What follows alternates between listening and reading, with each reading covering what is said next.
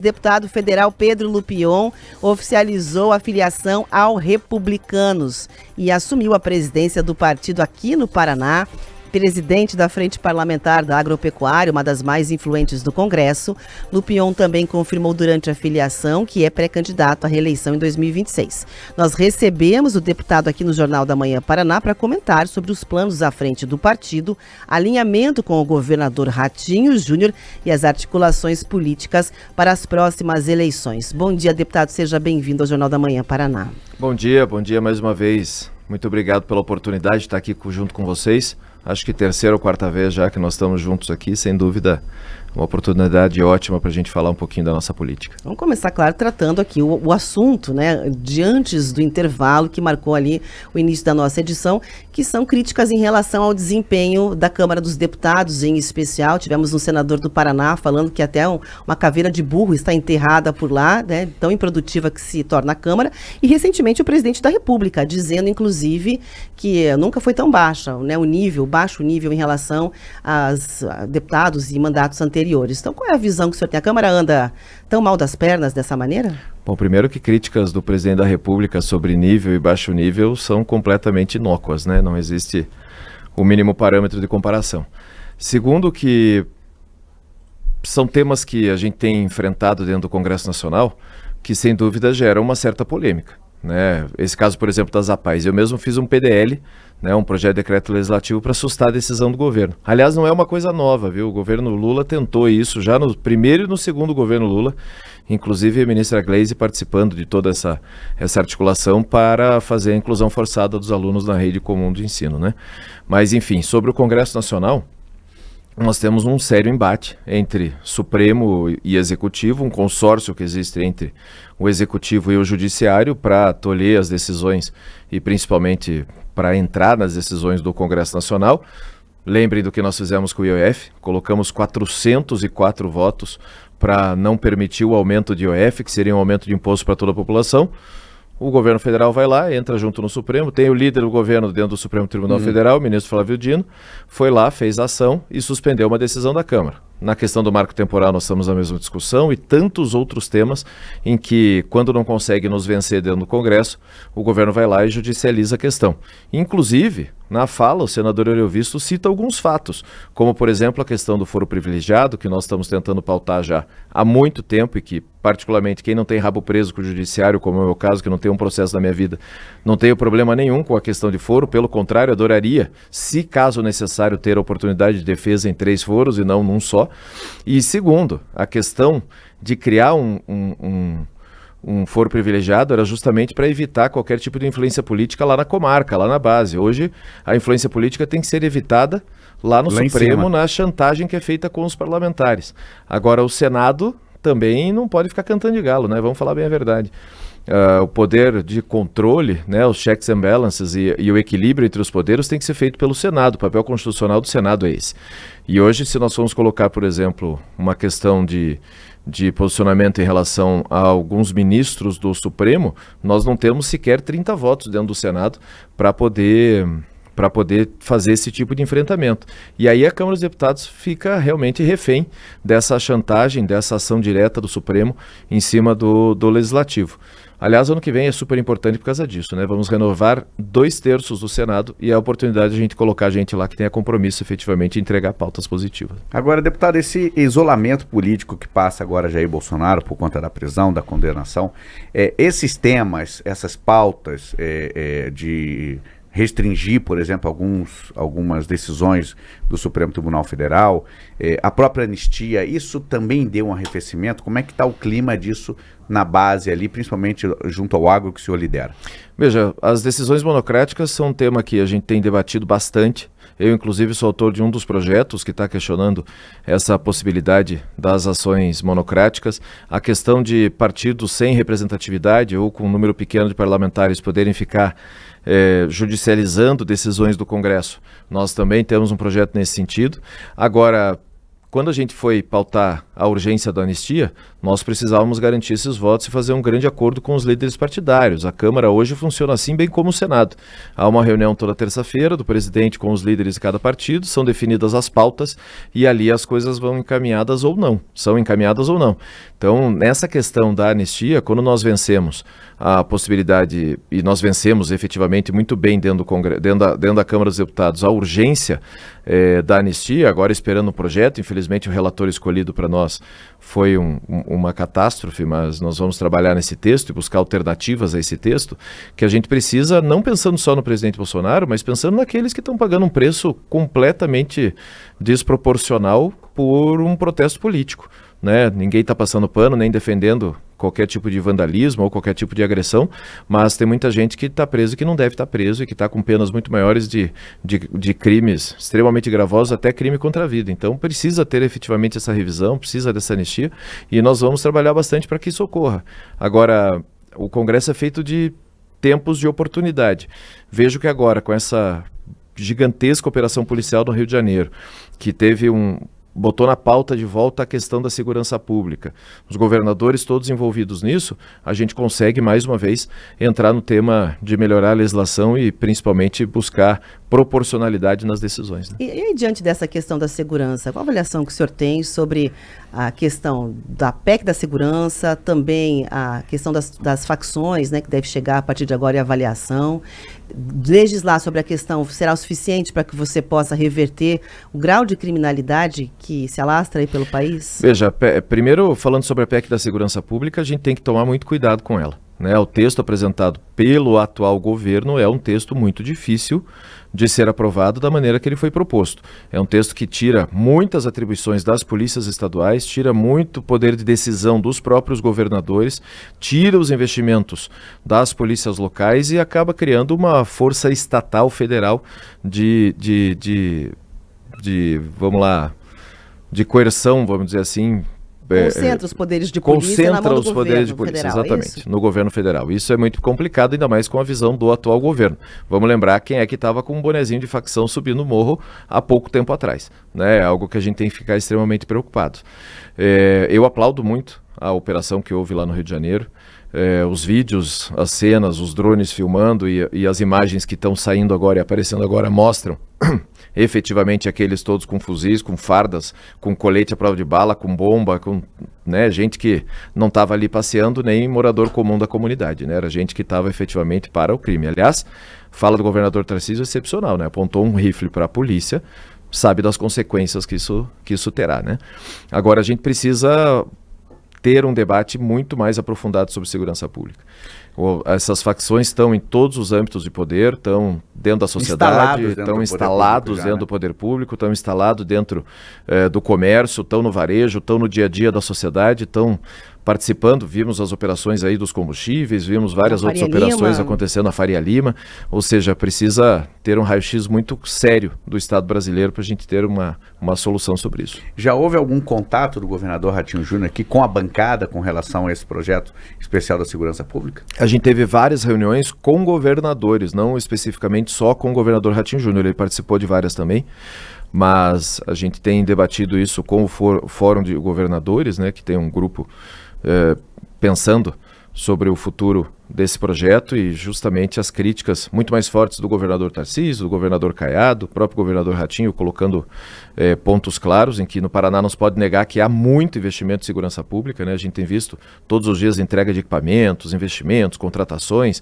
valorização dos policiais, coisa que não acontece em vários outros estados que precisam especificamente do apoio do governo federal e a gente precisa deixar claro que tem que ter autonomia do estado para que a gente tenha condições de manter esses investimentos e o desenvolvimento das nossas polícias. Agora, deputado, vamos falar um pouco de política, né? O senhor acaba de assumir aí o comando do Republicanos aqui no Paraná, e aí teve inclusive um ato de filiação bastante prestigiado lá em Brasília.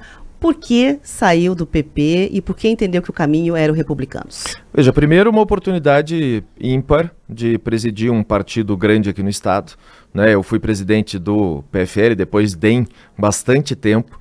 Quando houve a fusão com o PSL, a criação da União Brasil, eu saí do partido, fui ao PP, fui sempre muito bem tratado dentro do PP, muito bem recebido, tenho amizade enorme dentro do partido, me deram sempre todo o espaço necessário, mas surgiu uma oportunidade de organizar um partido no Estado. Eu gosto de fazer isso, eu tenho essa particularidade de gostar de estar com as pessoas, de debater política, de buscar pré-candidatos para chapas de deputado estadual, de deputado federal, fazer as composições políticas, e topei na hora essa oportunidade, convite do governador Tarcísio, não se pode negar também, né, do próprio presidente da Câmara, o presidente Hugo Mota, o deputado Marcos Pereira, que me garantiu todo o espaço necessário para a articulação política que eu tenho que fazer em Brasília, por ser presidente da FPA, o partido que eu estou tem que estar envolvido nessas pautas. O PP sempre fez isso, espero que os republicanos também vá nesse caminho. E aqui no estado do Paraná, um novo momento, né? O governador Ratinho Júnior tem um grupo político extremamente consolidado no estado, tem uma força política enorme, inegável, né? Índices de aprovação altíssimos, tem dentro do Palácio Iguaçu, vamos dizer assim, uma série de partidos que orbitam ali no entorno do governo. O Republicanos é um desses partidos.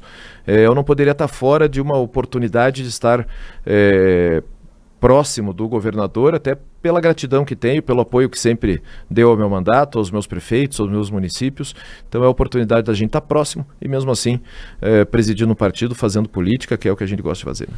Agora, quando o senhor anunciou aí que iria para o Republicanos, né, falou até de uma conversa que teve, que estava tudo, a sua ida para o Republicanos estava muito alinhada com o Palácio Iguaçu, em especial o governador Ratinho Júnior. E a gente sabe que o governador lida com uma escolha de Sofia ali, né? Entre Guto Silva e Alexandre Cury. E sabemos também que Alexandre Cury tem um mando político dentro do Republicanos. Embora essa excelente relação com o governador Ratinho Júnior, o senhor vê para 2026 uma possibilidade de talvez o Republicanos erguer uma candidatura contra o Palácio Iguaçu? Não, nunca. Tendo Alexandre Cury, por exemplo, na cabeça dessa chapa? Não, eu gostaria muito do Alexandre candidato a governador, com o apoio do governador Ratinho Júnior e compondo os grupos dentro, né, compondo essa articulação política toda com os grupos que estão hoje no Palácio Iguaçu. E é o que nós vamos trabalhar todo o tempo. Se a escolha do governador não for o Alexandre, for o Guto, nós vamos buscar as composições necessárias. Se for o prefeito Rafael Greca, vamos buscar as composições necessárias. Se for o ministro Sérgio Moro, nós vamos buscar as composições necessárias. E é assim que a gente faz política, sem fechar porta nenhuma, abrindo todas, varrendo para dentro e buscando oportunidades da gente compor.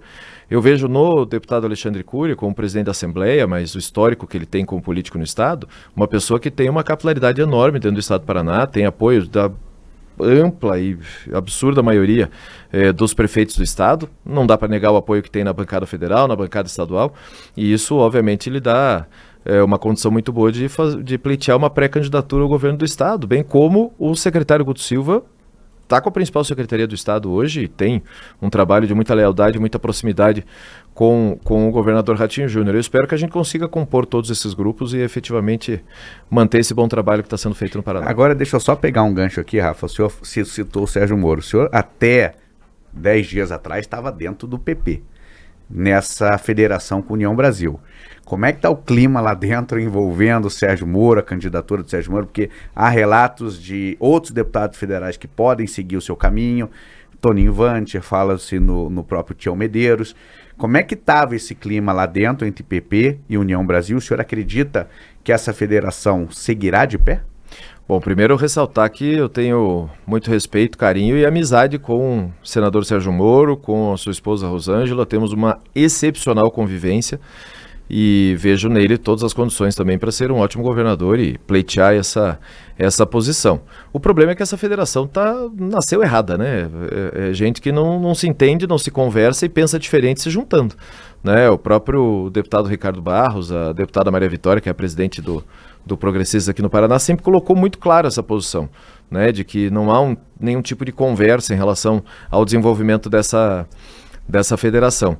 Essa federação está com problemas nacionais, né? A gente tem lido os jornais aí sobre se ela vai vingar, não vai vingar, o que é que vai acontecer. Tem disputas locais enormes em diversos estados. Inclusive aqui. Vamos aguardar para ver o que é que vem pela frente. Então acordaram em Brasília, mas faltou combinar com os paranaenses, nem com os russos. Faltou combinar aqui no estado, é isso. Aquelas coisas que vêm em goela abaixo, lá de cima, né? Muito bem, às 7h50, a gente vai para um rápido intervalo, essa conversa continua ao vivo e exclusivo para o YouTube. Daqui a pouquinho a gente volta para a FM. Vem junto em Jovem Pan News Paraná. Jornal da Manhã, Paraná.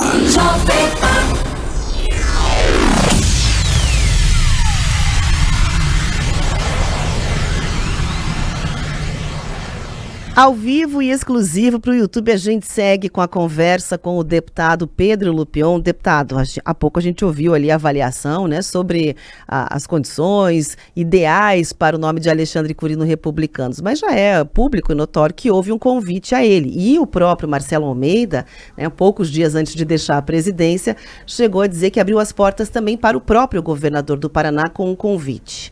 Como é que ficaria essa questão? Porque você tem o Tarcísio como um nome e o Ratinho, então, com um possível convite ou uma porta aberta, segundo o Marcelo Almeida, para o Republicanos. Bom, primeiro deixar aqui meus agradecimentos e parabenizar o ex-deputado Marcelo Almeida, né, hoje empresário Marcelo Almeida, que fez um trabalho excelente no Republicanos, organizando o partido em boa parte do estado, né, deu corpo para o partido, uma estrutura muito boa partidária e fica aí a nossa gratidão e essa boa continuidade, né, desse bom trabalho. É óbvio que todo partido quer uma candidatura majoritária, né? Partido que não disputa eleição não existe. Então, obviamente o convite está feito para o Alexandre, como o convite está feito para o prefeito Rafael Greca, como o convite está feito para qualquer um daqueles que tenham interesse em participar do nosso partido. O governador Ratinho, inclusive, convidado já, né? Se necessário for, uma alternativa ao PSD, o Republicano está de portas escancaradas e obviamente seria extremamente bem recebido. Nessas candidaturas nacionais, a candidatura presidencial principalmente, é uma decisão difícil para ambos, né?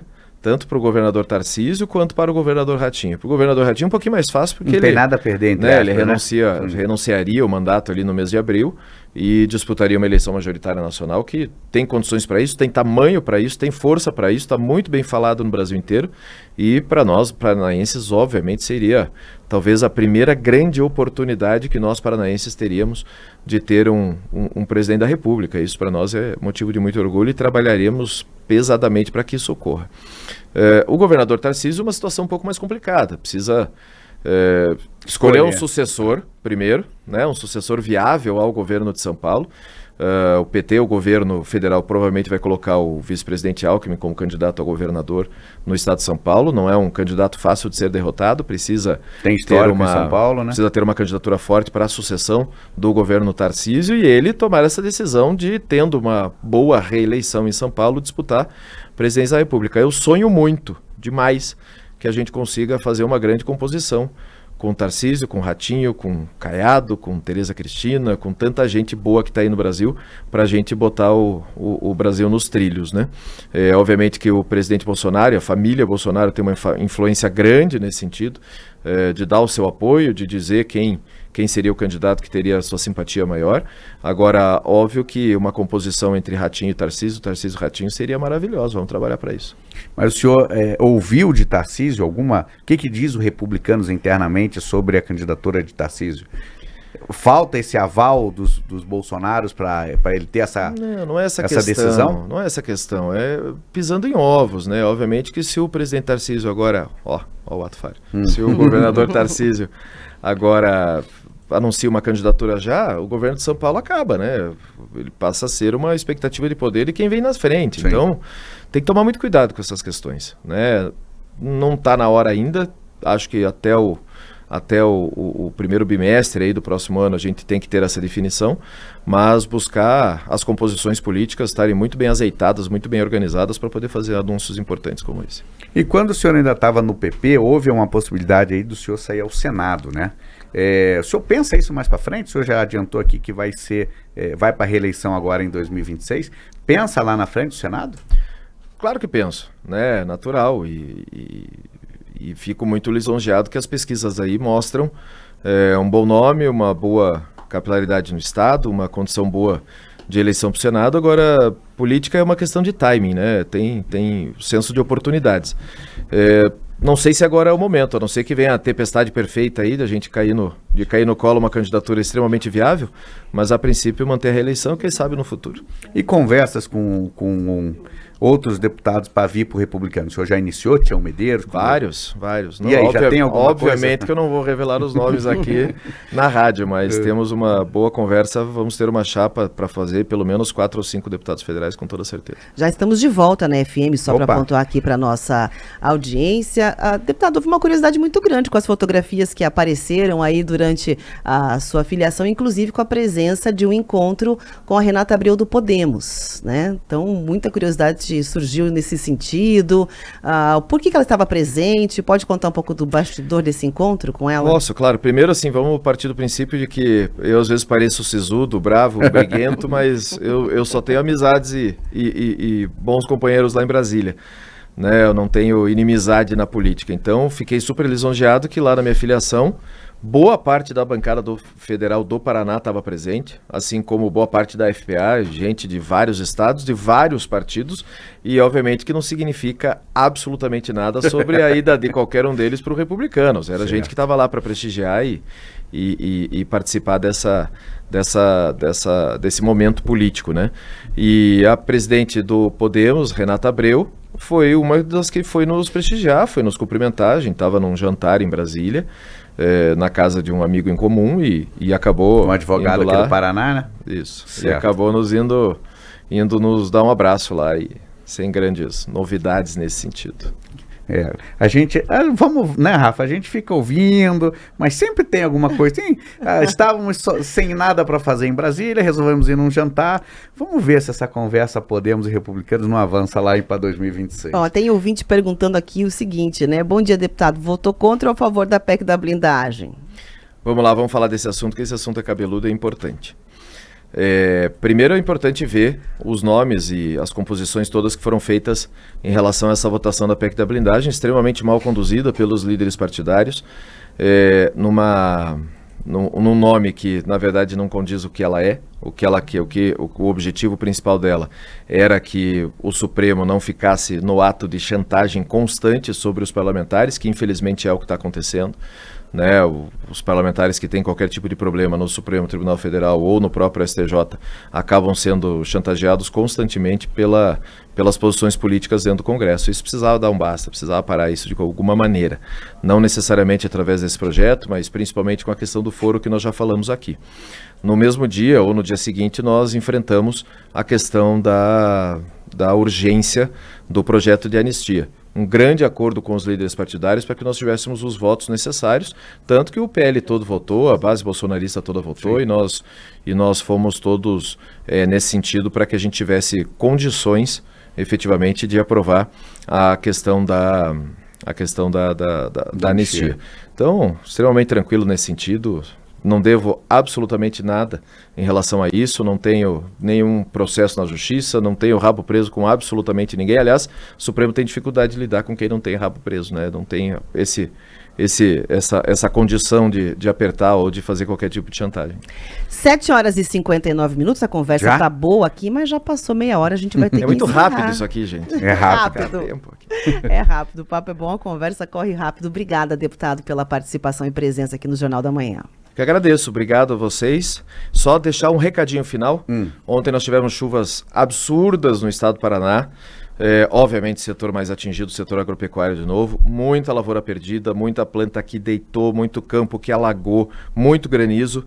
E várias cidades, vários municípios em situação de emergência climática, decretando decretos de emergência, e nós vamos precisar apoiar demais os nossos prefeitos, os nossos municípios, que teve bastante gente que perdeu bastante coisa, muito agricultor perdeu a sua possibilidade de ter rentabilidade daqui a alguns meses, então é um momento difícil para o nosso estado. 10h30 tem reunião do governo do Paraná com os prefeitos e Defesa Civil, inclusive, reunião convocada aí às pressas, exatamente para tratar dessas medidas.